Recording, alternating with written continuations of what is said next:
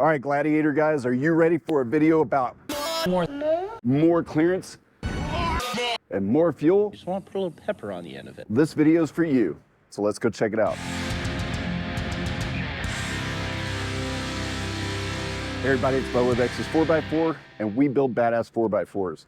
Well, if you guys remember, a few years ago, I made a video about a bumper that I built for my Jeep Gladiator. Sam and I threw it together one day at the shop on like a Saturday afternoon. We really didn't put a whole lot of thought into it, but we just knew we wanted to build something that looked good, and that's what we did. We made a video on it because we fully intended to make that, but then things happened. Time got the best of us. I started getting ideas in my head. Einhorn is Finkel. That I got in my own head. And I thought, wow, it'd be really nice if we had a fuel tank back there. Put a bird on it. I just watched it happen. oh, by the way, every bit of the intention of building that original design was for the suspension that we actually ended up putting on this truck. But back then, it just didn't happen soon enough and everything sort of fell to the side. Well, when RC built this truck, particularly with the 392 and the Evo double throwdown trailing arm suspension for this Gladiator, when he built it and he told me he wanted to, I knew then we had to take that opportunity to build not only this bumper, but also the fuel cell that we developed for this thing. So let's go over the bumper and what makes it different from other bumpers on the market. First and foremost, this is absolutely an ultra high clearance bumper. So we have gone up and in about as far as you can without compromising the integrity of the tailgate hinge system back here. So if we'd gone up any higher, it would have really caused some structural integrity issues with where the tailgate pivots. So this is about as high and as far in as you can go. This is all made out of 3/16 plate. We cut all the plate here at X's. We did all the design work. We 3D scanned the entire frame with the bed off to build this whole system back here. We cut out the plate here at X's. My buddy Jimmy, he did all the brakes on it for us, and then we brought it back here. We welded it out. So this is about 90% built here in-house. But yeah, 3/16 plate all the way around. We went with an 1.75" tube here all the way up to this tube fender right here. So it's pretty much even with the bottom of the fender right there. Again, it's about as high as we could go. Probably could have got in there with some smaller tubing and sort of matched up that body line with the fender. But to me, the 1.75" DOM is probably the most proportionate size for these vehicles. So you got a really good gap in here above this. You're looking at about 1/4 to 3/8 of an inch. And see, we did the body cut here, and then we put that trim molding on there to protect it, or just kind of finish it, make it look clean. Moving back here, we have our clevis mounts. Now, just throwing out pictures of it on Instagram, we've already had a few comments from guys saying, Oh, it would look so much better if it was back here. This doesn't look clean. Look, they're not all first-round picks, okay? first and foremost, let me get this out there. We're not building this for looks. It's a grower, not a shower. Yes, functionality is priority. That's number one. Looks come second. So if we want something to look really, really good, first it has to be really, really functional. So by putting the clevis mounts in the back, we will lose that departure angle right here. Now, a lot of guys are thinking that these clevis mounts are going to be hitting rocks and stuff like that. Maybe they are, but they're rounded. It's going to roll off. If they ever get to that point, it's just going to roll off and round off. But what we wanted to avoid was when we're coming off of shelves, like in Moab, wherever they're off-roading, most of the time guys are coming down off a ledge, swiping up off the back of the vehicle. That's where these get hit a lot. And he had an Evo high clearance bumper on the back before that had the mounts right there. Not saying that's wrong, but for what I've run into off-road, that's what I want. I want my clevis mounts down here. Plus, these are welded to the bottom of the mount for the bumper itself. You have two plates coming down and folding under each other. So you got 3/16 on 3/16 underneath this bumper, and that's what that's welded to. So it's a super strong mounting solution right there without sacrificing that departure angle. And really, I mean, you might be going over a trail and a rock may come up, but your skid's right here. There's so much going on for that to be a problem. I really don't think that's a problem. We cut windows in here for Baja Designs S1 mounts. I think Baja Designs makes some of the best, if not the best, aftermarket off-road lights in the industry. So we wanted to be able to put in S1s here. You could put amber lenses if you want to put your dust lights here, but RC is using these for reverse lights when he needs a little bit more light that the oracles aren't putting out. So that's why we put those there. But you could put amber lenses too. Let's talk about the hitch thing here. You're not getting one. Too bad. So sad. I've had people in the comments asking about a hitch. You're never gonna see me build one of these with a hitch. I thought about it, but the answer is absolutely not. I just cannot build this bumper strong enough in my own mind that you could go out and tow something with it. What these things are rated for some ridiculous amount of towing capacity. I don't agree with those numbers. And I really don't think that if you're at the point where you're putting something like this on, you're not towing anything with it. And if you are towing something with it, I'm not saying you're wrong, you're right, but it's not something I would do. I mean, if at this point, I'm trying to get the best off-roading or rock crawling experience out of this vehicle as I can. I don't give a shit about towing anything. So no hitches going in here, look somewhere else. That's just not gonna happen. Now let's talk about the skid. We did box it in right here. We put some flat plate all across the bottom of here. We put some windows. There's some windows in there to get wrenches and stuff in there to tighten up your hardware when you mount the bumper. But other than that, I put some drain holes in here. So that way, if any water, dirt stuff gets up in there, it'll drain out. So it won't rust. And also it's powder coated. We have great powder coaters here. So I'm not too worried about that. So then if it's plated on both sides like that, the next question is, can you get it without the skid in it?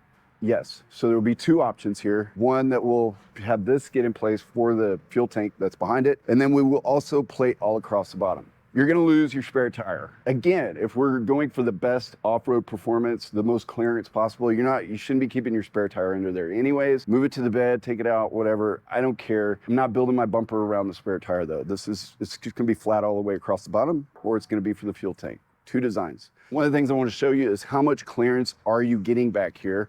So what I'm gonna do is have Scott get on this side of me. I'm gonna take some measurements off the side here. All right, so we put the level here, get it pretty close. Shoot, that's hard to see, isn't it? So at most, this thing's maybe sticking out an inch past the tailgate. All right, at its deepest point. I mean, and up here, we're talking like an eighth, maybe 3/16 of an inch, something like that. So we're up against that as far as we can go. Over here on the sides, let me take a measurement real quick. You guys get that visual. I mean, if you're looking at the side up here, it's damn near close to it. I mean, we're maybe in ½ inch down here at the bottom away from it. And then our tube wraps around right here, so if he ever falls back, hopefully he's gonna hit that first before he hits up here. He had body damage here before. I don't know where I'm going here from some of his rock crawling. Is it big? Can't see shit. We protected that part of it pretty well. I don't think he's gonna have any issues right there. By the way, it mounts in factory bolt hole location. So you're gonna have 2 bolts right there and 2 going in from the side. So you got vertical and horizontal mounting solutions right there using factory mounting holes. All right, let's talk about the fuel tank. The reason that we developed this fuel tank, like I said before, we had every intention of putting this particular suspension on my old Gladiator.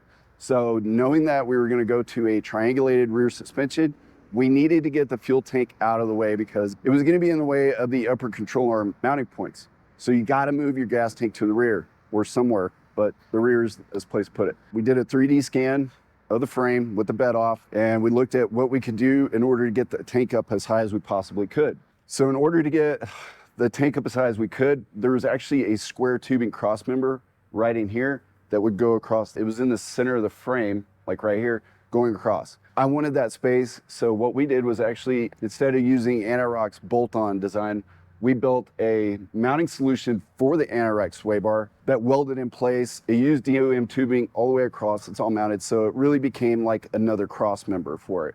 And then we just put all the bushings inside that came with the Anti-Rock and ran our sway bar through that tube. So we killed 2 birds with 1 stone. We were able to move the Anti-Rock sway bar up a little bit higher, and we were able to get rid of that cross member that was in there. So we built it, we welded this on, then we cut the other cross member out. Okay, so that kept the frame stiff. We also, you can't see it in the video because the bumper is there, but we also welded in a piece of 1x2, like 11 gauge steel rectangular tubing cross member across the back of the frame also, which will not interfere when you mount the bumper. But basically that was for the cradle to mount. So the cradle that holds the fuel tank in place. So by doing these things, we're able to get the tank up in there as high as we could. So right now, this tank is sitting less than 9 inches below the frame. As you can see, I'll show it again right here. We're about 8 3/4 of an inch right there from the bottom of the frame to the bottom of this tank. Now with the skid back here, we're at about 9 3/16. We'll call it 9 1/4 inches to the bottom of this skid. So it's not really that much stuff hanging down right here. And in fact, RC took this up to Colorado when we originally built the fuel tank and skid, went rock crawling. He hit 1 rock back here on the very back of the tank skid, and it didn't do anything to the tank skid. It just rolled right off that guy. So unofficially, I would say it holds about 39.5 gallons of unleaded gas. We moved the factory fuel pump sending unit assembly to this tank. It's all vented and it works really well. Now, it is not going to give you an accurate fuel reading because the way this tank slopes back here, you just kind of drive it for a while and kind of learn where your limits are. But as you use more gas, the gauge is going to move faster because your level is decreasing faster as you use it. So just one of those things you kind of need to work out in your mind. You drive it about 10 or 12 times, you'll figure out where your limits are and how far you can go. But basically, doubling the capacity of the fuel tank that's in there. I think the factory one's like 22. Nobody ever uses those last 2 gallons anyways. I do. How much you put in, Bubba? All of it. But most people don't. Especially you Hemi guys. I think this is another reason I developed this, because the Hemis, well, they don't get any worse mileage than a V6 with these tires on it. You're still gonna get about 13 miles a gallon either way. But it's so much better to be able to actually fill these things up and go, 350 miles now on a tank of gas, as opposed to about 200 miles. I'm really excited about this tank. This will be something that we'll be offering in-house. Now, you guys are wondering how much this is gonna cost. I never tell people in videos how much stuff is gonna cost, because you might watch this 2 years from now. Wages for working families have gone up while inflation has come down 65%. And the prices change because, Times are still too tough for too many families.